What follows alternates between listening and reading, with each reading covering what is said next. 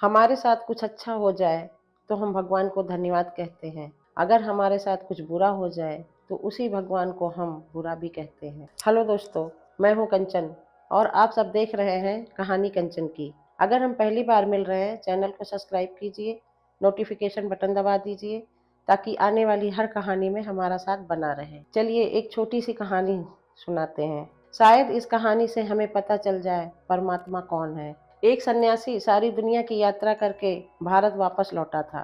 एक छोटे से राज में वो मेहमान बना। जब उस राज के राजा को पता चला कि उनके राज में एक महान सन्यासी रुके हुए हैं, राजा बहुत खुश हुआ और उस सन्यासी के पास पहुंच गया। सन्यासी को प्रणाम किया और कहने लगा, महान सन्यासी जी, एक सवाल मैं 20 सालों से सबसे पूछ रहा हूँ, लेकिन किसी ने जवाब नहीं दिया। क्या आप मेरे सवालों का जवाब दोगे? सन्यासी ने कहा, हाँ बिल्कुल दूंगा।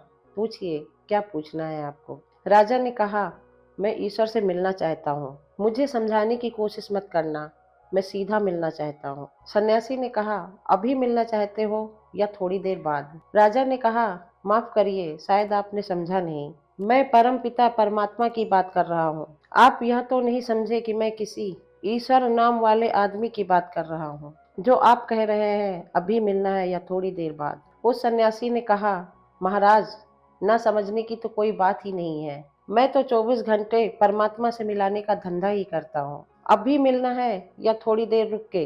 अभी जवाब दे। सन्यासी जी फिर से कहते हैं, 20 साल से उत्सुक हो मिलने के लिए, अभी वक्त आया है तो मिल लीजिए। राजा ने हिम्मत की और कहा, अभी मिलना चाहता हूँ, मिला दीजिए। सन्यासी ने कहा, कृपा करें इस छोटे से कागज पर अपना नाम पता लिख दे ताकि मैं भगवान के पास पहुंचा दूं कि आप कौन हैं। राजा ने लिखा, अपना नाम, अपना महल, अपना परिचय और अपनी उपाधियां उसे दे दी। वह सन्यासी बोला, महाशय, यह सब बातें हमें झूठ और असत्य मालूम होती हैं जो आपने कागज पर लिख दी। फिर सन्यासी ने कहा, मैं ही आपका परिचय जान लेता हूँ। मित्र, क्या तुम्हारा नाम बदल दे तो तुम बदल जाओगे?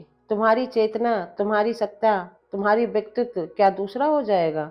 उस राजा ने कहा, नहीं, नाम बदलने से मैं क्यों बदल जाऊंगा? नाम नाम है, मैं हूँ। सन्यासी ने कहा, फिर तय है, नाम तुम्हारा परिचय नहीं है, क्योंकि तुम उसके बदलने से बदलते नहीं। आज तुम राजा हो, कल गांव के भिखारी हो जाओगे, तो क्या बदल जाओगे? उस राजा ने कहा, नहीं, राज चला जाएगा, मैं भिखारी हो जाऊंगा तो मैं क्यों बदल जाऊंगा?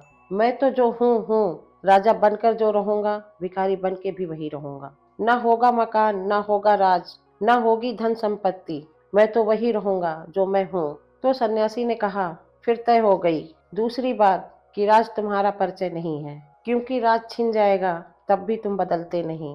तुम्हारी उम्र कितनी है? राजा ने कहा, 40 वर्ष। सन्यासी ने कहा, 50 वर्ष होकर तुम दूसरे हो जाओगे? 20 वर्ष, या जब बच्चे थे तब दूसरे थे? उस राजा ने कहा, उम्र बदलती है, शरीर बदलता है, लेकिन मैं तो जो बचपन में था, मेरे भीतर था, वो मैं आज हूँ। उस सन्यासी ने कहा, फिर उम्र भी तुम्हारा परिचय न रहा, शरीर भी तुम्हारा परिचय न रहा, फिर तुम कौन हो? उसे लिख दो तो मैं पहुंचा दूं भगवान के पास, नहीं तो मैं भी झूठा बनूंगा तुम्हारे साथ। यह कोई भी परिचय तुम्हारा नहीं है। राजा बोला, अब तो बड़ी कठिनाई हो गई है। मैंने जो परिचय आपको दिया वो परिचय मेरा नहीं है, तो मैं कौन हूँ? मेरा परिचय क्या है? मुझे नहीं पता। उस सन्यासी ने कहा, फिर तो बड़ी कठिनाई हो गई, क्योंकि जिसका मैं परिचय भी न दे सकूं, बता भी न सकूं कि कौन मिलना चाहता है, तो भगवान भी क्या कहेंगे कि किसको मिलाना चाहता है। तो जाओ पहले इसको खोज लो कि तुम कौन हो, और मैं तुमसे कह देता हूँ कि